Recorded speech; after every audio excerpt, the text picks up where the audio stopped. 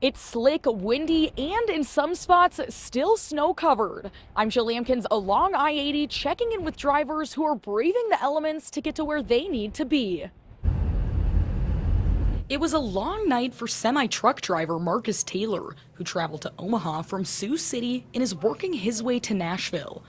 But the hardest part was just coming across the street because it's so froze up over there.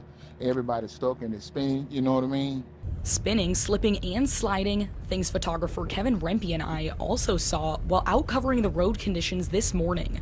We were called to 120th and Pacific where the light was down. On our way there, we saw two trucks stalled on the side of the road.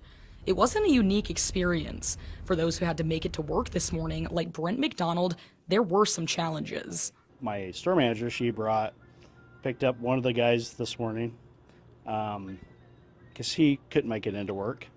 My snow removal guy, he got stuck in a snowdrift. The workers are all safe now, but if you don't have to travel too far, take Turner Schenzel's advice and work remotely if you can, either at home or somewhere close. Road's pretty slick, but it's all sorts of types of vehicles out there, so seems like people are getting around okay. But just working remotely today, so this is where I'm landed. The sun is out now and the wind is starting to slowly die down, but although it's looking better out here, we have seen a few accidents, so take it slow and be safe, everyone. Along I-80, I'm Jill Lampkins.